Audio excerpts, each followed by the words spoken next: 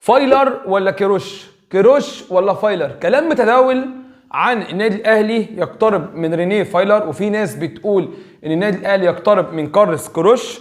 هنتكلم عن طريقه لعب كيروش ورينيه فايلر باستفاضه، وهنتكلم عن طرق اللعب اللي بيلعب بيها دايما رينيه فايلر وكمان كارلوس كيروش، ومين الافضل للنادي الاهلي، ونفضل مين في الاخر. هقول لك مين اللي هينفع مع النادي الاهلي والنادي الاهلي محتاج مين من الاخر.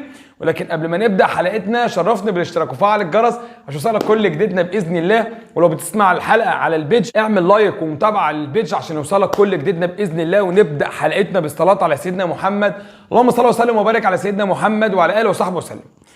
كلام كتير اتقال ان كارلوس كيروش يقترب من النادي الاهلي، وفي كلام اتقال ان رينيه فايلر وكابتن احمد شوبير قال لك النادي الاهلي يقترب من رينيه فايلر. طريقه لعب فايلر وطريقه لعب كارلوس كيروش هنتكلم فيها. اولا خلينا في كارلوس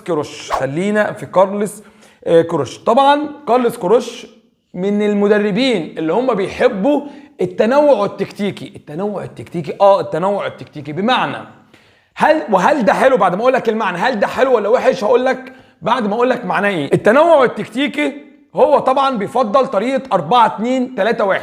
كارلوس كيروش بيفضل 4-2-3-1، واحيانا بيحولها في بعض المباريات للزياده الهجوميه الى 4-1-3-2.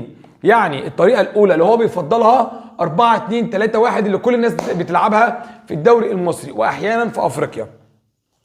لما يكون متاخر بهدف او عايز يكسب، اكيد طبعا لان اي حد هيمسك النادي الاهلي او يكون مدير فني للنادي الاهلي طبيعي عارف ان النادي الاهلي اي بطوله بيدخلها دايما بيلعب عليها، بيلعب ان هو ياخد البطوله، ما بيلعبش ان هو ياخد مركز تاني. فالتنوع الهجومي بيلعب 4-1-3-2 بمعنى ان بيخلي واحد بس رقم 6 وقدامه 3 لعيبه و2 رؤوس حربه. الطريقه الاولى 4-2-3-1. الطريقه الاولى بتعتمد على القوه الدفاعيه زائد القوه الهجوميه، وان هو بيهاجم من على الاطراف، ان هو بيهاجم دايما من على الاطراف.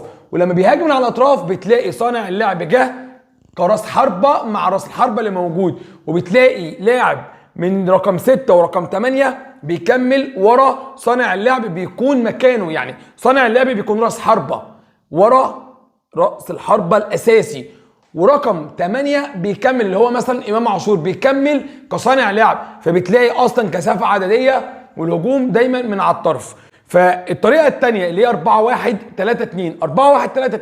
طبعا بيعتمد على واحد بس كرقم 6، وقدام الواحد رقم 6 مثلا زي مروان قدامه 3 لعيبه، 2 هافات وصانع لعب و2 رؤوس حربه.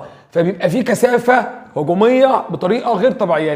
لعبها مع منتخب مصر في افريقيا، لكن الطريقه دي بيبقى فيها مخاطره شويه، ولكن لو متاخر في النتيجه لازم تلعب بالطريقه دي. فكارلوس كيروش بيحب التنوع التكتيكي، والتنوع التكتيكي انا شخصيا مش بفضله. ليه مش بفضله؟ هقول لك ليه مش بفضله. اولا انا عايز مدير فني يكون موجود مع النادي الاهلي احنا عارفين سياسه لعبه، احنا عارفين بيلعب ازاي، احنا عارفين طريقه لعبه ازاي. كل مباراه عارفين النادي الاهلي بيلعب ازاي فيها، يعني بيلعب ازاي في المباراه نفسها، هبدا ازاي، هلعب ازاي، هاخر ازاي، ههاجم ازاي. سياسه لعب. رينيه فايلر اللي كان بيميزه حاجه واحده بس، احنا عارفين النادي الاهلي نازل على طول هجوم، على طول. اول جمله قالها رينيه فايلر اول ما تولى قياده النادي الاهلي قال لك حاجه واحده بس، قال لك لما اتفرجت على جمهور النادي الاهلي واتفرجت على النادي الاهلي وعرفت بطولات النادي الاهلي وعرفت النادي الاهلي رقم 1 في افريقيا، ما ينفعش النادي الاهلي يكون رد فعل، لازم يكون فعل. يعني ايه رد فعل؟ يعني ايه فعل؟ هقول لحضرتك يعني ايه رد فعل ويعني ايه فعل. فعل ان انا انزل المباراه ابادر بالهجوم وهفضل اهاجم لحد ما اجيب هدفه التاني. طب وازاي ما اكونش رد فعل؟ ان انا اقف واستنى الخصم يجي عليا. انا النادي الاهلي فلازم دايما اهاجم. فزي ما قلت لحضرتك كارلوس كيروش بيحب التنوع التكتيكي ودايما بيعتمد على طريقه 4-2-3-1، ولما بيحب يهاجم بكثافه بيلعب 4-1-3-2 زي ما وضحت لحضرتك. رينيه فايلر وطريقه لعب رينيه فايلر اللي كل الناس حافظاها. طبعا كيروش كان مدير فني لمنتخب مصر وشفناه مع منتخب مصر، والميزه كيروش كمان ان هو بيعرف يطلع لعيبه ويعرف يعتمد على لعيبه. لكن مع النادي الاهلي هل انا كجمهور او النادي الاهلي هيستنى لما يطلع لاعب من ناشئين ياخد خبره عشان خاطر اخد بطوله، او يطلع لي لعيبه عشان خاطر اخد بطوله؟ يبقى معنى كده ان انا لازم استنى، معنى كده ان انا هيعدي عليا موسم استثنائي لحد ما اللعيبه ما تتاقلم، لحد ما اللعيبه ما تاخد خبرات. هل انا هتحمل؟ اكيد لا. انا مش بتحمل تعادل ولا بتحمل خساره. هتحمل خساره بطوله؟ اكيد صعبه. طريقه لعب فايلر، اولا فايلر بيعتمد نفس طريقه كروش على 4-2-3-1.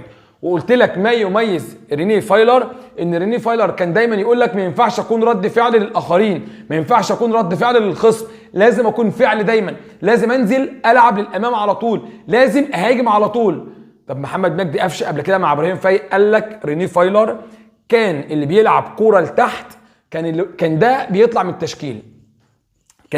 من التشكيل، بمعنى ان انا لازم العب على طول لقدام، اشكل جبهات والعب دايما الكره للامام، ما افضلش ارجع ورا. ابني هجمه مفيش مشكله، لكن افضل ارجع الكره ورا لا. عكس مدربين كتير دايما بيلعب للامام. فكان رينيه فايلر كان دايما مميز في الحته دي. كان مميز في ايه تاني؟ بيعرف يقرا المباراه وبيعرف الخصم بيلعب ازاي. لما رحنا لعبنا صن داونز هناك اتعادلنا 2-2 وقطعناهم هناك وضيعنا فرص كتيره. ايه اللي حصل؟ اول ما عرف ان صن داونز بيلعب دايما على الكوره اللي ساقطه في خلف المدافعين، لعب محمود متولي قدام الاثنين المساكين، قدام ياسر ابراهيم، وقدام اعتقد كان المساك جنب ياسر ابراهيم اعتقد رامي ربيعه وكان بيلعب قدامهم محمود متولي. في حاله الهجمه لينا الهجمه لينا احنا كان محمود متولي ورا الاثنين اللي في نص الملعب، ولما الهجمه بتبقى علينا محمود متولي بيسقط كاليبرو في طريقه زمان 3-5-2 اللي كان بيعملها عماد النحاس. فدي كانت بتميز قوي رينيه فايلر ان هو كان بيقرا الخصم وكان بيحضر للخصم كويس، والخصم دايما بيبقى كتاب مكشوف للاعبي النادي الاهلي. ودايما نقطه مهمه اتكلم فيها فايلر قبل كده اتكلمت فيها لاعبي النادي الاهلي، قال لك ان رينيه فايلر لما كان بيلاقي الخصم عنده لاعب مميز ما كانش بيلعب دفاع عليه، امال كان بيلعب ايه؟ او ما كانش بيلعب مان عليه، مان تو مان، ما كانش بيعمل كده. كان بيهاجم من المكان ده عشان المهاجم دايما يكون عجز لفرقته. كان بيهاجم من المكان ده عشان يكون المهاجم عجز لفرقته. دي حاجه كويسه جدا وحاجه مميزه جدا ان انا اهاجم، وحاجه مش اي مدير فني يشتغل عليها. احمد السيد زيزو مثلا بيلعب الزمالك، واحمد السيد زيزو خطير في المكان ده، يبقى انا اعمل ايه؟ يبقى انا هاجم من المكان ده، هعمل عجز للفريق الخصم.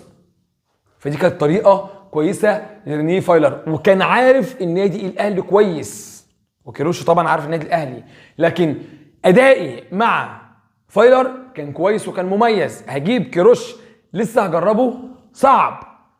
طبعا انت كده عرفت انا مختار مين وعايز مين. في نفس الوقت كان لينا مباراه لحرس الحدود في استاد القاهره، وحرس الحدود كان بيلعب دفاع منطقه. عمل ايه رينيه فايلر؟ ليه حرس الحدود بيلعب دفاع منطقه؟ خرج هاف وخرج باك ولعب 2 نص ملعب شويطه ونزل عمرو السوليه ساعتها جاب جون تصويبه وكسبنا بالهدف ده. فبيعرف يقرا الخصم كويس. يبقى انت تفضل مين؟ انا افضل رينيه فايلر. ورينيه فايلر من وجهه نظري هو المدير الفني اللي ينفع للنادي الاهلي الفتره اللي جايه. وطرق لعبه متنوعه. ازاي؟ اولا بيلعب 4-2-3-1 ودي الاساسيه بتاعته، دي الاساسيه بتاع رينيه فايلر، عشان خاطر بيعتمد على الاطراف وخط الوسط. كان بيعتمد على حسين الشحات وكان بيعتمد على رمضان صبحي كاطراف، وكان بيطلع الباك رايت والباك ليفت معاه، وكان بيعتمد على قفشه وواحد من نص الملعب يكمل. فبنشكل ضغط هجومي غير طبيعي على الخصم. الطريقه الثانيه كان بيلعب 4-3-3 للتحول الهجومي، بيلعب 4-3-3 للتحول الهجومي، وما كانش بيعتمد على مهاجم صريح، ولكن كان دي ما بيفضلهاش شويه.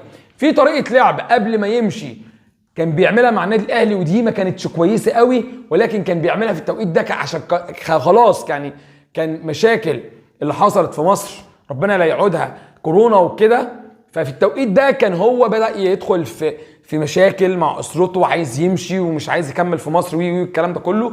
فبدأ يلعب 4-4-2. حتى كابتن سيد عبد الحفيظ قال لك ما بقاش بيذاكر الخصم، ما بقاش مهتم زي الاول. حسيت ان هو فهم ان جمهور النادي الاهلي لازم يكرهه ويقول له يلا امشي عشان خاطر يمشي وما يكونش فيه اي مشاكل. فدي طريقه لعب بيها في الفتره الاخيره قبل ما يمشي 4-4-2، وكان احيانا بيحول طريقته ل 4-1-4-1 4-1-4-1 بتقدم احد صناع اللعب للامام 4-1-4-1 اللي هو اللاعب رقم 8 كان بيبقى صانع لعب جنب صانع اللعب نفسه، ويبقى في 2 اطراف، يبقى انا كده بهاجم بكثافه عدديه. فرينيه فايلر هو اللي يصلح للنادي الاهلي الفتره اللي جايه ان شاء الله وقبل كاس العالم ان شاء الله. وانا بفضل رينيه فايلر، غير يعني اي حد تاني غيره لا، ما عنديش استعداد ان انا اجي اجرب اي مدير فني عندي، ما عنديش استعداد. حتى كروش ما عنديش استعداد ان انا اجرب اي مدير فني جديد عندي الفتره اللي جايه، لان مارسيل كولر خلاص قلت لك وعملت حلقه ليه مش عايز اعيد الكلام تاني، هو بقى فقير فنيا، ما عندوش حاجه يقدمها للنادي الاهلي، وبيلعب لي 2 في نص الملعب ويفضلوا نص الملعب، يخلي الخصم يبقى ماسك كوره عليا وبيشكل خطر عليا الفتره اللي جايه. حتى لما باجي العب بره ويحاول يامن بيلعب ب3 نص ملعب، مش فارق مين نص ملعب، ما عندوش تكتيك هجومي بيعمله مع النادي الاهلي. ان شاء الله ربنا كريم يكرمنا الفتره اللي جايه، الفتره اللي جايه ان شاء الله تكون لصالح النادي الاهلي باذن الله، عشان خاطر احنا مش متحملين اي مدير فني يجي لسه هنجربه. هل مارسيل كولر مكمل حد كاس العالم انديه، ولا خلاص مارسيل كولر لا قدر الله لو خرجنا امام الهلال المباراه اللي جايه خلاص هيمشي؟ اعتقد كده. فاتمنى التوفيق للنادي الاهلي. وشفت كومنت قبل كده بيقول لك انا مش عايز اتمنى فوز الهلال عشان مارسيل كولر يمشي، ولكن انا مش بفضل كده خالص. طبعا ربنا كريم ويكرمنا ونكسب ان شاء الله، وبعد كده اللي جاي احسن للنادي الاهلي ان شاء الله. عاش النادي الاهلي دايما بجمهوره، والنادي الاهلي دايما فوق الجميع. السلام عليكم.